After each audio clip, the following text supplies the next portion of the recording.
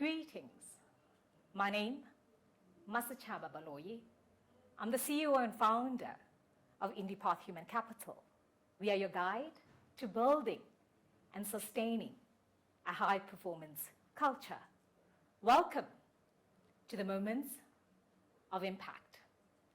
Allow me to introduce a quintessential leader.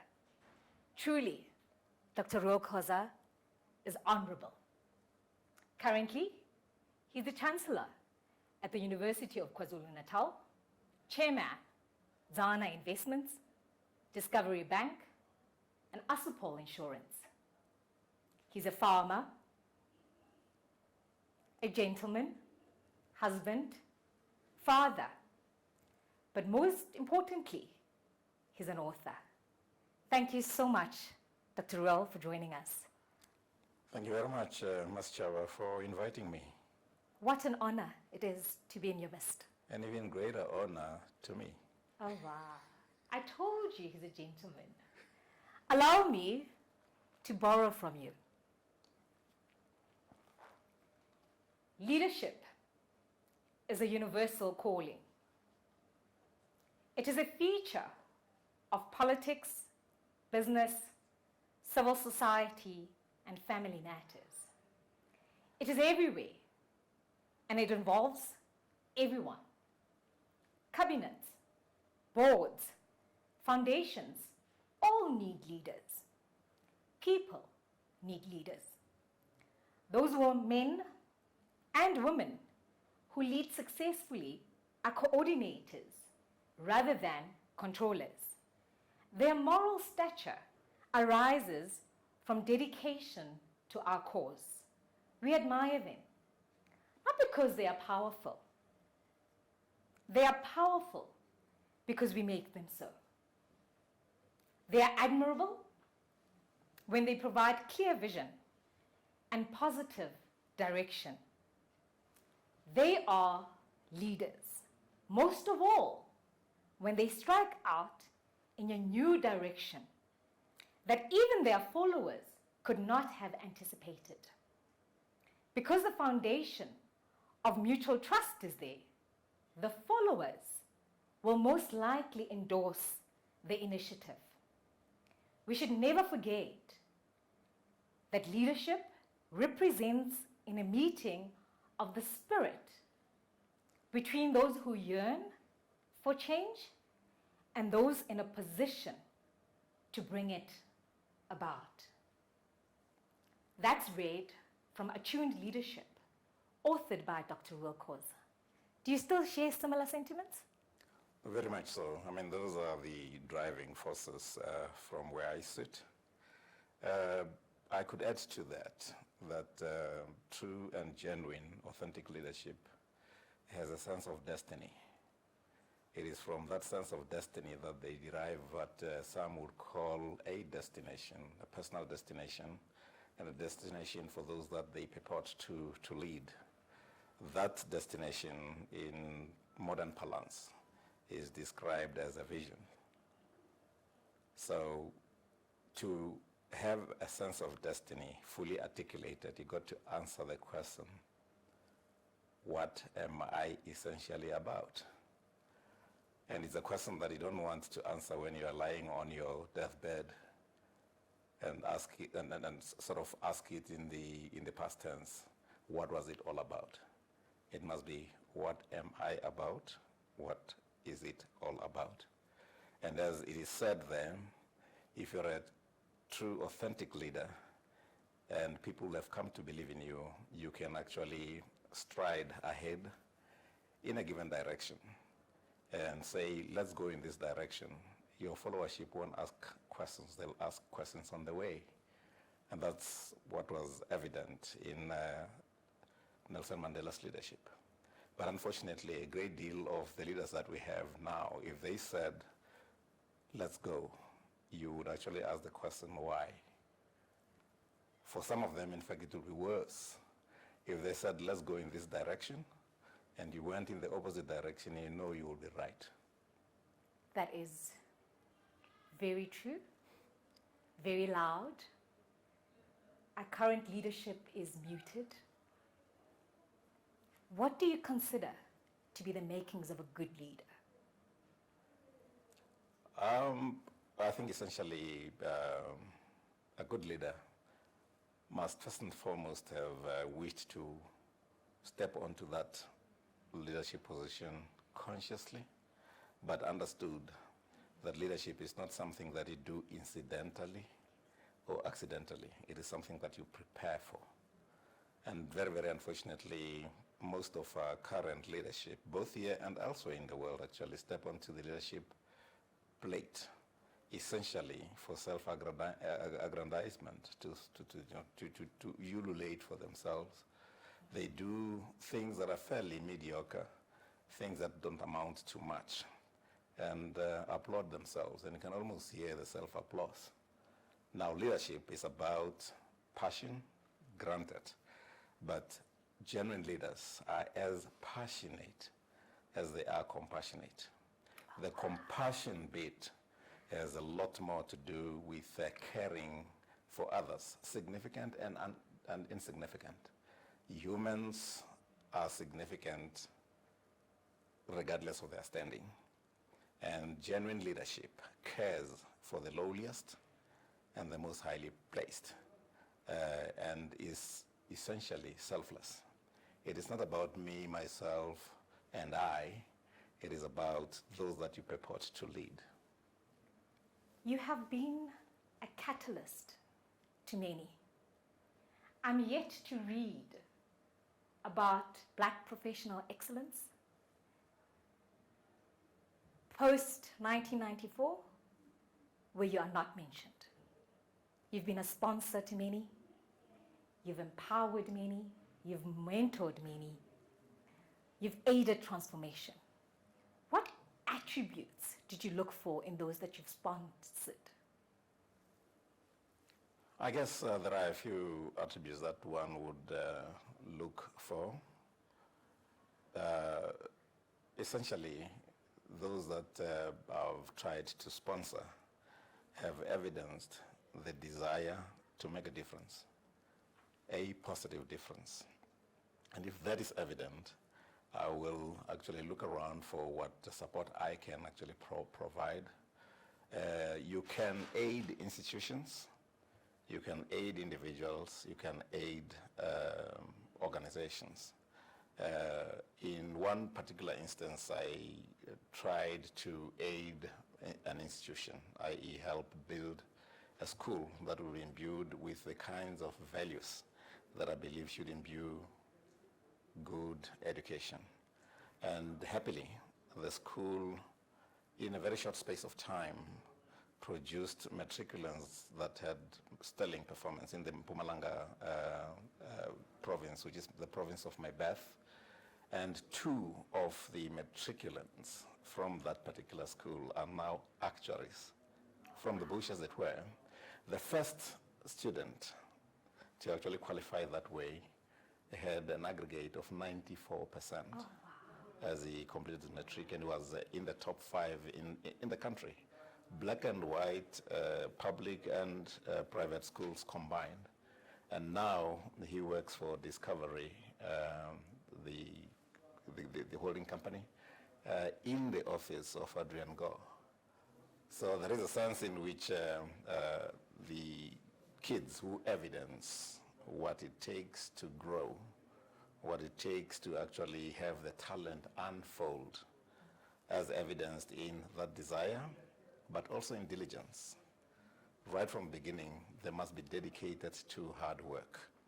They don't cruise on the basis of I am intelligent, therefore I shall pass. It's intelligent multiplied by application, and that way excellence results. Now, Dr. Reuel, you assumed at the beginning of your tenure at Eskom as a chairman. It was an unfortunate role to be in. Take us through where Eskom was before you chaired it at the time. The organization was actually founded in 1923. just to provide electricity as a utility. It was not charged with the responsibility of making a profit necessarily. And it has had chairmen and chief executives over the years, right up to when we achieved our independence in 1994, when it was led by one John Marie, a chartered accountant and a seasoned director. But until then, the performance was somewhat mediocre. And when I assumed chairmanship, its performance was lackluster in that the debt equity ratio, in fact, was highly indebted. The debt equity ratio was 3-1. And 5 years later, that had changed to a debt equity ratio was of 1-1. And inside those 5 years, I think it was fourth year, we were voted the Global Power Company of the Year. But not only that, we were also rated above the sovereign. In other words, we were rated as being more credit-worthy than the country. But all of that has to do with understanding that as a leader, you have to be catalytic. The elements are there. You've got to make sure that they gel, that they work together, they are harnessed and aligned in a given direction. 5 years it took you. Yeah. Take us through the art of accountability. How do we hold those we lead, those that lead us, and our peers accountable? I guess a number of things need to be done ab initio, right at the beginning. What I believe we could do where South Africa is concerned is to prescribe who should lead us. Prescribe. But in addition to that, we should also proscribe who should not lead us. There are many who would pretend and wish they could actually provide leadership in the 21st century in a complex political economy like South Africa without the necessary preparation. And that preparation essentially comes from education. Anybody with 5 years or 7 years of education, it doesn't matter how imbued they are or endowed they are with so-called natural intelligence, they can't. You actually have to prepare, because it is like securing the tools of providing the leadership. And those tools are essentially concepts. And you don't gain those concepts by being street-wise. A great deal of the leadership is not to be found on the streets. It is hidden somewhere in books. So whatever capability you have must be translated to ability by way of proper education. So that would be the first thing that I would suggest we need to insist on. Let the people be educated. It has nothing to do with being contemptuous about those who are not very educated. It's to do essentially with the requirements. So a good leader in the 21st century must perforce be able to deal with complexity, because the world is growing progressively more and more complex. So be able to deal with complexity. They must be able to appreciate the phenomenon of globality. The world has become a neighborhood. You don't compete only with those that are next door. You compete with the entire globe if you have to survive as a political economy. So globality would be key. And also, I think most political leaders tend to believe that in order to lead as a political leader, you just have to understand the polity. That's just one leg. It's like entering a race with two-legged competitors, and you want to run on one leg, which is the polity. You have to understand the economy as well. And you've got to understand the interplay between politics and economics, and understand what flows out of that. And you cannot do it without the requisite education. But very, very importantly, I don't want to bore you with Boy Scout traits, but very, very importantly, to be a good leader in the 21st century, for one thing, you got to have the necessary competence. For another, you must subscribe to ethical conduct. You must be a moral being.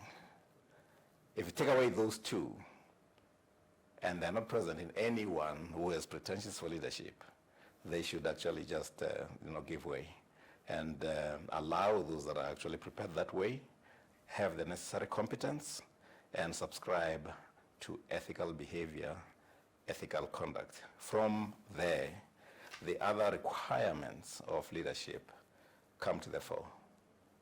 Your integrity, your accountability, your responsibility, your fairness, your transparency, and all of those issues that we talk about as your set of values that characterize that which makes for success. Part of leadership is making decisions. How long does it take you to decide? A lot depends on the nature of the problem and its level of complexity. Some decisions are pretty easy to take. Others will take a bit of time. But whatever the case may be, you cannot be irresolute for far too long. You got to do an analysis of the situation, make sure that you understand what elements are at play for enabling you to make the requisite decision. If need be, in fact, almost invariably, sound your decision-making process to those that are supposed to be helping you. In today's world, no single individual can have all the answers. Even in a simplistic world, we all have our blind spots. And the only way you can reduce those blind spots is consultation. So consult, but you cannot consult only with people that you believe you can dominate. In fact, the best of leaders consult with those that are better placed than themselves. So do the consultation, do the analysis, but be sure-footed about it, but quick-footed about it. You cannot say, I am still deciding weeks later. In some instances, in fact, some of our current leadership take half a year, prevaricating.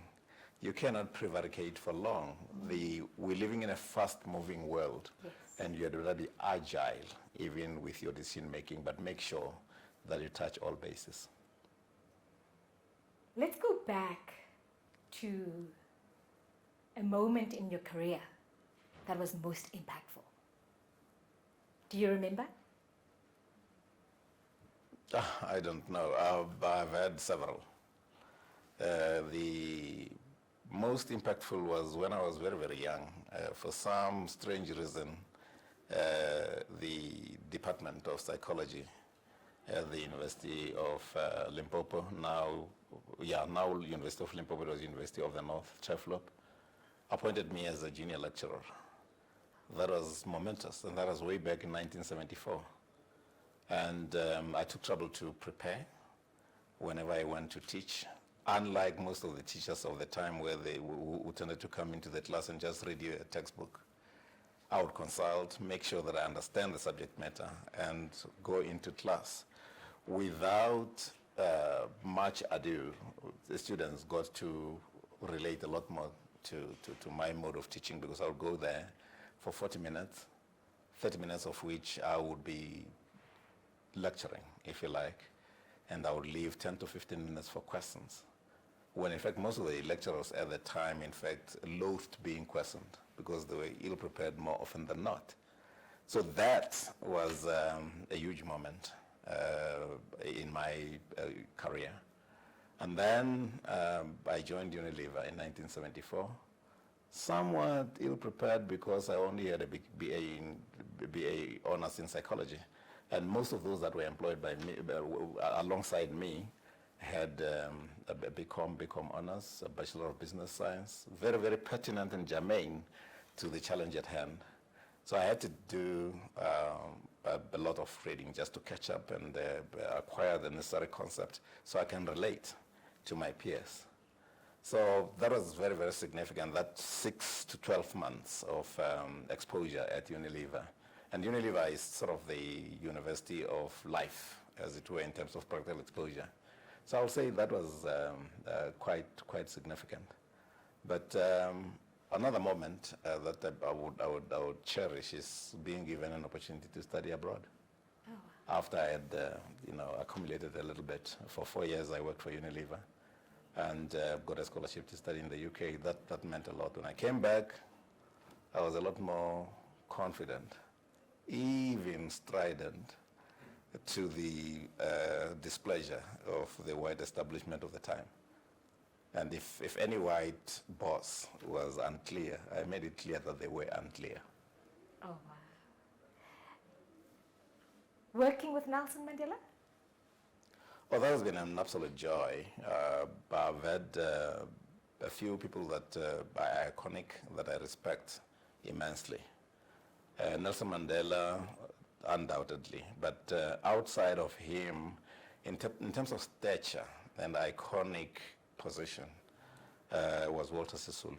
Oh, wow. Now, you met with Walter Sisulu. I mean, he was not highly schooled, but it took trouble to really develop himself, to really think about things, to really reflect. And reflection, as I see it, being thinking about the immediate past and the distant past, but more importantly, thinking about your thinking. Ooh. So I met with him shortly after I was released, and I went to greet him. It was somewhere in Sour Street, in a building that I helped the ANC actually secure as their office. So I stretched my hand to shake hands, and we shake hands. And I try to, I'm awe-stricken. And, oh yeah, and I say, my name is, and he says, stop. And I almost froze. I mean, this old man says, and I revere him almost, reverence, respect compounded. And then I freeze. And I say, but why, Tata? He says, but I know you. I mean, that was momentous. And he says, whilst I was in jail, I read no less than 3 articles of you being interviewed and the contributions that you made to the Financial Mail. And he says, I said to myself, there's hope. And I was bowled over. And then we discussed a few things. And 9 months later, I meet with him again. And because he's the father in the equation, and he meets more people than I do, I try to introduce myself again. And he says, but 9 months ago, you and I met, and I told you not to introduce yourself because I know you.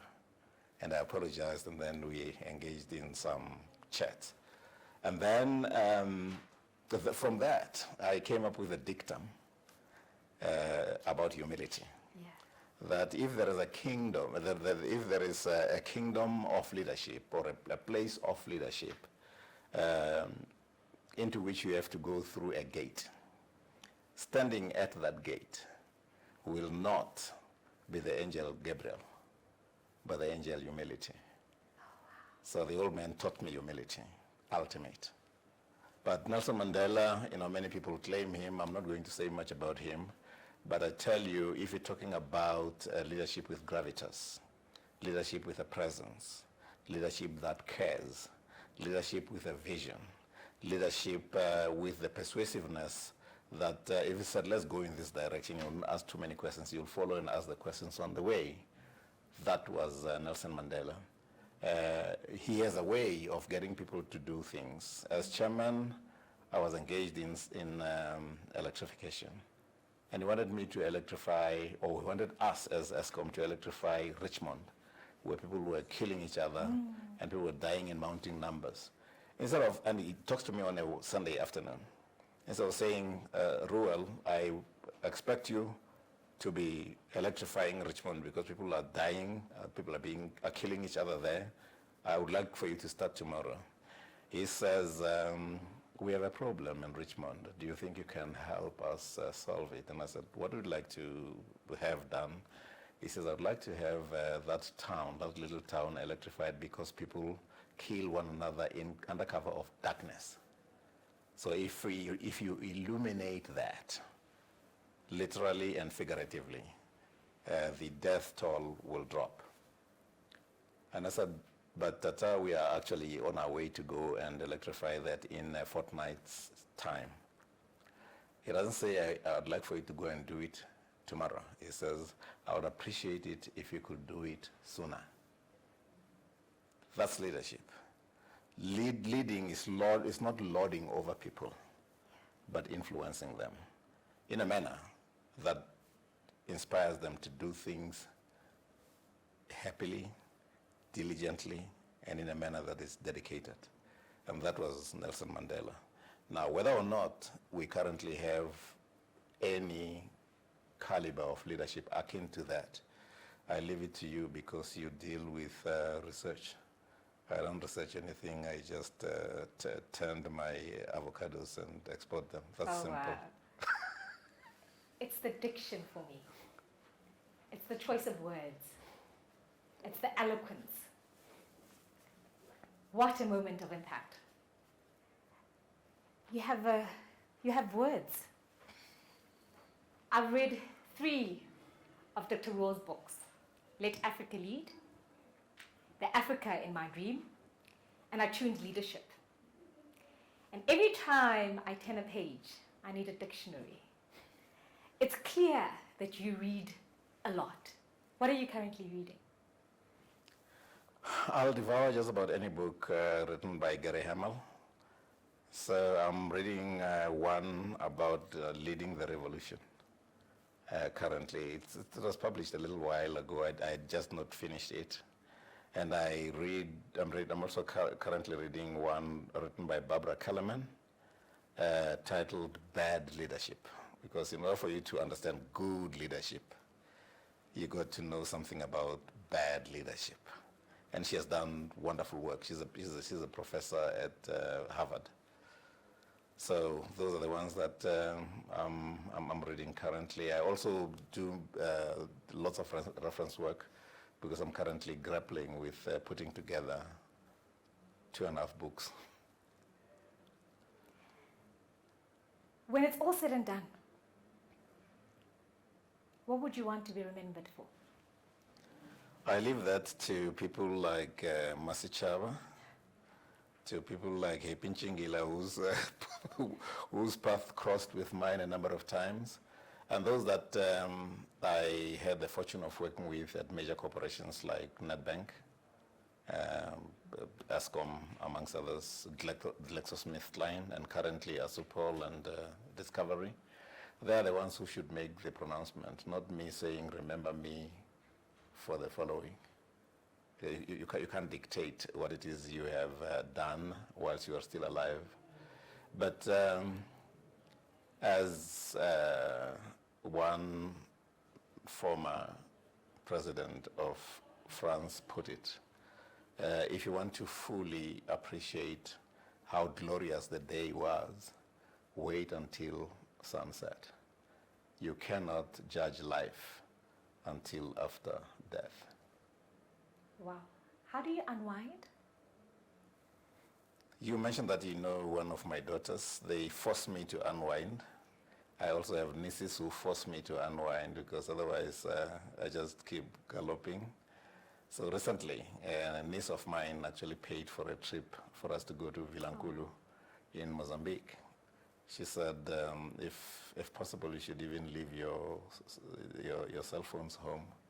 But that's where we could not quite win. I took my cell phone with, and my wife took the cell phone with. But we unwound. No book, no television, just resting. But then my daughters, every now and then, will say, well, this is resting time. They'll force us to go to Dubai. But as a father in the equation, I mean, I've got 2 daughters. I lost a son. Yeah. I've got 2 daughters. They will say, let's go to Dubai or let's go to Fort Lauderdale to board a cruise ship and stuff like that. So I find myself resting that way. Or they'll say, well, you're turning 70, you got friends in Ghana, come with us. Or something like that. Oh, thank you, Manimamsi. Thank you, Nkateko. Thank you, Manune, for sharing your dad with us. He's an absolute pleasure. Now, Dr. Reuel has written a couple of books. I'm going to give them away. I'm going to commit to giving 10 books away. But I'm going to give it to the men. If you're in a position of power or influence, and you have not used that position to positively impact lives, you've basically abused your role. I urge you, all you have to do is just say, subject, I need intervention. My email address, baloyi@indiepath.co.za. Indiepath is spelled INDIPATH. Give me your address. I'm going to ask Dr. Reuel to write you a love letter to remind you whose you are, who you need to be, and what it means to be an attuned leader. As I've mentioned before, I am yet to hear of a black professional whom we know. The late Peter Matlari worked under the guidance of Dr. Reuel. Head Boys was formed as a result of Dr. Reuel's intervention. Exaro, I think back then it was called. Yes, his way. Companies that are now employing hundreds of people. And you now are in a position where you're not sure who you are. You are trapped by the success of money. I beg you, please, for us to advance to the next level, you must seek intervention. You can't do it alone. Come on now. And this is it. My name, Masachaba Baloyi. I'm the CEO and founder of IndiePath Human Capital. We are your guide to building and sustaining a high-performance culture. Thank you, Dr. Reuel. Thank you so much, Ms. Chaba. I think there's a great deal inherent in the name, Masi Chaba, the mother of the nation. Many are shy to have African names, but you chose an African name that is also in itself an inspiration. And thank you very much for inviting me to the conversation. Until next time, think about your character. Build your character. I wish you the courage to be